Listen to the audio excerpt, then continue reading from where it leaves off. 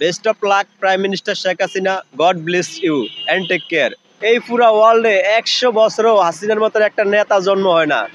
অন্ধকারে ভয় পেও না, আলো আছে আড়ালে। অন্ধকার কেটে যাবে, তুমি উঠে দাঁড়ালে। জয় বাংলা, জয় বঙ্গবন্ধু। 2008 সালের নির্বাচনে আওয়ামী লীগ যে আকাশ চুম্বী জনপ্রিয়তা নিয়ে সরকার গঠন করছে, ওই সময় কিন্তু আওয়ামী লীগের ওই এলিয়ন বা জিনহুরিরা ভোট দেয় না, জনগণে ভোট দিছে। আওয়ামী লীগ হচ্ছে আবেগ আর ভালোবাসার আরেক নাম। Really I love you Bangladesh Awami League very much. Best of luck prime minister Sheikh Hasina, God bless you and take care.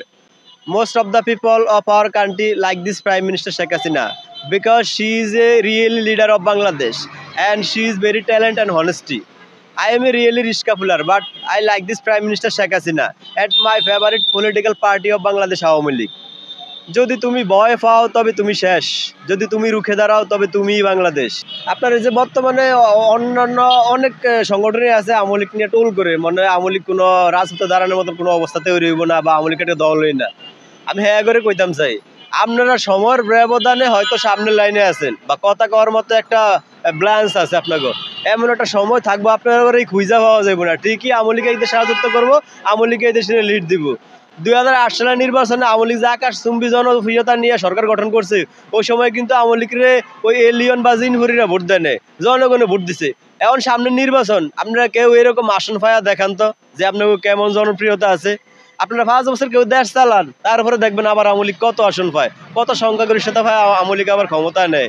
আপনারা এখন মানে সময় খারাপ দেখে যা বলেন, আমরা আছি বিপদে, আমরা আপনার কথা শোনার লাগে। তবে আমি মনে করি এই যে অবহেলা করেন, এইটা সামনে দেখবেন, এই ফেব্রুয়ারি মার্চের মধ্যে দেখবেন আওয়ামী লীগ কি জিনিস। আওয়ামী লীগ পূর্ণাঙ্গ একটা কপি, পূর্ণাঙ্গ একটা রূপ অবশ্যই দেখবেন। আধারে ভয় পেও না, আলো আছে আড়ালে। অন্ধকার কেটে যাবে, তুমি উঠে দাঁড়ালে। বাংলাদেশ আওয়ামী লীগ সবসময় রাজপথের দল, সবসময় রাজপথের প্রতিষ্ঠিত দল এবং রাজপথে এই আওয়ামী লীগের জন্ম। আমি মনে করি কেউ যদি আওয়ামী লীগের খেলা শিখিতে আসে তাইলে এটা হইব একদম আত্মঘাতী। কারণ আওয়ামী লীগ কিন্তু ওইভাবেই গড়ে ওঠে একটা দল। যারা আওয়ামী লীগের এই দুর্বলতা নিয়ে বা আওয়ামী লীগের এই খারাপ পরিস্থিতি নিয়ে টোল করেন, বাংলাদেশ আওয়ামী লীগ এই দেশ রাজত্ব করব 100, 200, 300। Awami League is the best.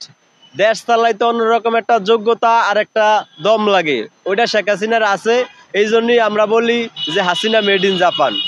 এই পুরা ওয়ার্ল্ডে 100 বছরও হাসিনার মতো একটা নেতা জন্ম হয় না। আমাকে ভাগ্য ভালো যে এরকম একটা নেতা পাইছি। এখন মানুষ বর্তমানে শেখ হাসিনার অভাবটা খুব বোঝে। আমি মনে করি মানুষ খুব টের পাইব যে আসলে শেখ হাসিনা কি জিনিস আছিল। সবার দ্বারা কিন্তু আর দেশ চালানো সম্ভব হয় না। আমরা এরকম একটা রত্ন ফালায়া একটা গবাদু পশুরে আমরা বসাইছি রাষ্ট্র ক্ষমতায়। সবসময় একটা কথা মনে রাখবেন, লেজ গাড়া গরু দিয়ে কোনোদিনও কোরবানি হয় না, মূলা ফাঁকলে গাজর হয় না, করলা গাছে আঙ্কুর ধরে না। এরকম একটা মেরুদণ্ডহীন একটা পঙ্গু সরকার দিয়ে কোনোদিনও একটা রাষ্ট্র চলতে পারে না। আমরা বাঙালিরা খুব বেশি আবেগে ভর্তি। আমরা বর্তমানে দেখা গেছে যে যারা বলেন যে শেখ হাসিনা অপরাধী, আপনারা যারা বলেন যে পুলিশ পুরায় না মারলে বা মেট্রোলে আগুন না দিলে শেখ হাসিনা যাইতো না, তারা অপরাধী না শেখ হাসিনায় মনে করেছে শেখ হাসিনা থাকলে আরো বেশি ক্ষতি হইব, আরো দেশে বেশি মানুষ মরবো, এই জন্য গেছে। এই জন্য কি শেখ হাসিনা অপরাধী? আপনারা বিচার করেন। আর পুলিশে ছাত্র হত্যা করছে, এটা অবশ্যই বিচার হইব বা ফাঁসি হইব। কিন্তু যারা পুলিশ হত্যা করছে তাও কি বিচার হইব না? পুলিশ কি এই দেশে মানুষ না? পুলিশ কি যা যাবর না বিহারি?